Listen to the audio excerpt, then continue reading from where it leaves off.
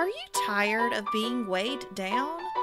Have you fallen asleep on your health? This is your wake up call with my dad, Keith, my husband, Kyle, and me, Ashley.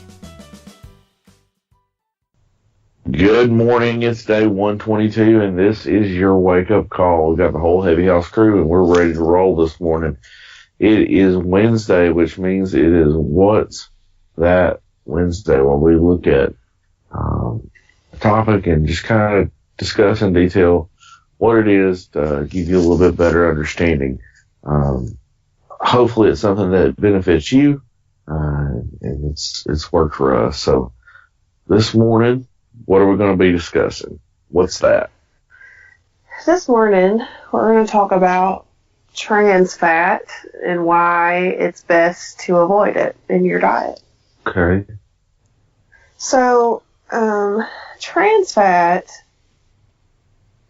can be found in small amounts in meat and dairy, but most of it comes from hydrogenated oil, which, is it's a factory process where, basically hydrogen is added to oil to keep it solid at room temperature.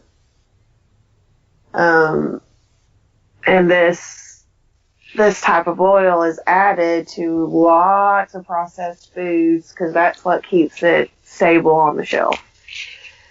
And, trans fat really isn't good for you because it raises your bad cholesterol and it takes down your good cholesterol. So it's like a double whammy. It's hurting your health in two ways.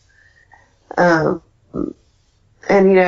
when you, of course, if you've got high cholesterol, your risk for heart disease or cardiac arrest is increased. Your risk for high blood pressure is increased. And a lot of people consume a lot of trans fat and they're not even realizing it. And something I found really interesting that I'd never heard before as I was kind of researching a little bit to get ready for this episode. The requirement for a company to put that their product has trans fat on the label has to be like if a serving of a certain food has to have more than half a gram of trans fat for them to even report it. So if a food has less than half a gram, they don't even have to put it on the label. If a serving of potato chips has, 0.45 grams of trans fat per serving, they don't have to label that. So what's happening now is, if you eat more than one serving of potato chips, you're getting a gram of trans fat and not even knowing it because the FDA doesn't require companies to put that on the label. So what you really need to do, we always talk about checking our labels and even trying to avoid processed foods in the first place. Well, you really need to check the ingredients and see if there is hydrogenated oil in the product because chances are that there is a certain amount of trans fat in a certain product.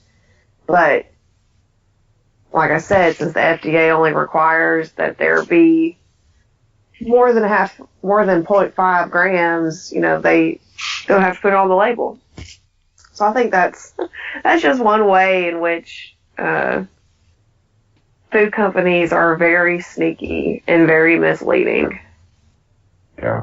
Of course they have to put the hydrogenated oil in the ingredient list, but the fact that they don't have to report it in the nutrition facts is crazy to me. Well, then all they have to do is drive their serving size down to one that Exactly. Yeah, they can, don't have to You know, Yeah, they they can can say alter their 30, serving size. 30 chips instead of 35 and make it underneath, you know. Yep, and then Like they can throw it on the bag, 0. It's shady. And how many of us It's ever not. eat one serving of something? You know, like, Yeah. well, if I'm eating chips, I'm not going to sit there and count 13 of them or whatever. Of course, you know, I'm trying to avoid that stuff anyway, but I just thought, man, that's shady. It is. So there are lots of foods, like I said, especially processed foods that include trans fats. One of them that made me the most sad is cake mix and icing, especially icing. You know, I have been known to make many, many cakes out of cake mix, and they're just not good for you. You know, we know this anyway, but they've got trans fat in the mix and a lot of trans fat in the icing. So, Yeah, and peanut butter's bad. yeah, peanut butter, the smooth What? kind. I know. No. We know that, though. I don't believe it. Yeah, the smoothest, most delicious peanut butters are loaded with trans fat, loaded with hydrogenated oil. I guess that's what keeps it so creamy, because, you know, the natural kind is not smooth like that. Yeah, it's gonna separate. Mm-hmm. Yeah, it's not And shelf stable. I would imagine a lot of salad dressings and all that type of thing too is bad. Yeah. I Yeah. mean, Anything to keep it anything shelf processed, right? stable. You can almost guarantee it's going to have some kind of oil in it. Well, poo. Mm-hmm. I'm really upset about peanut butter. You knew that, though. It hurts me deep down inside. So yeah, cake mixes and icing and peanut butter,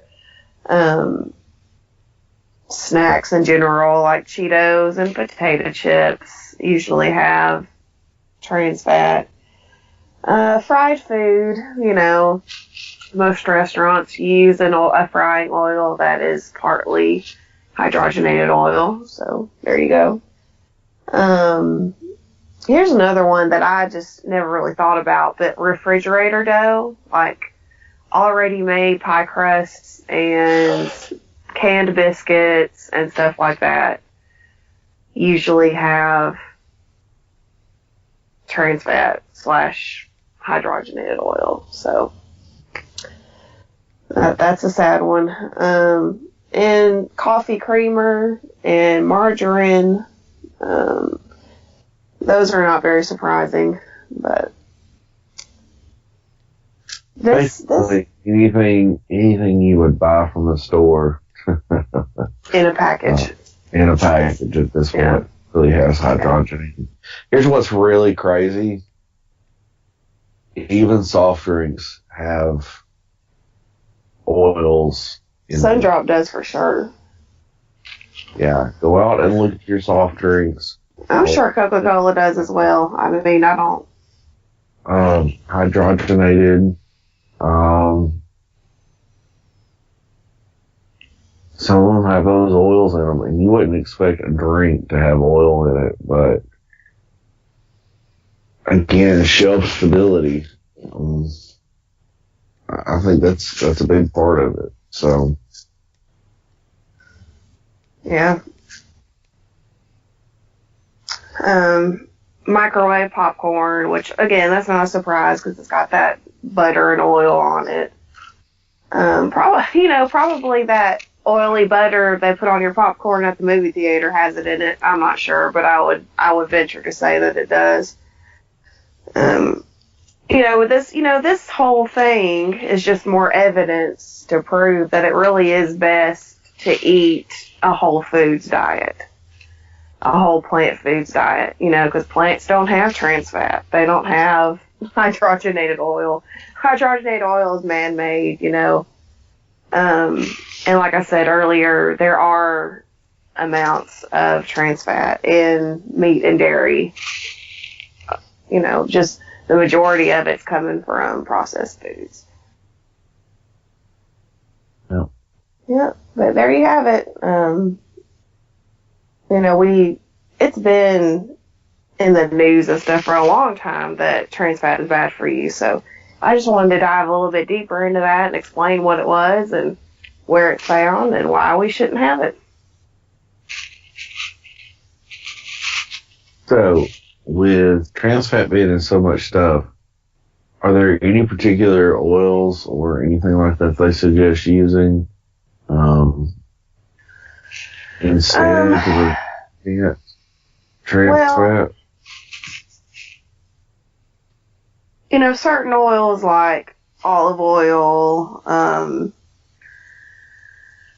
they said peanut and canola oil are healthier options, but I think cutting out as much oil as possible is just best anyway. Even though these oils aren't hydrogenated, they're not good for your health, and they're high in fat and clog your heart up. So I think it's probably best to try to avoid as much oil as possible in any kind of form. Okay. All right. There you go. Y'all don't forget to check your labels because the FDA is tricky. We've been talking about that for a while now. Hi guys, thanks for listening this morning. Go out and read the labels on all your stuff, see what you got, and or just avoid labels and eat fruits and vegetables. If you eat whole foods, then you don't have to worry about it.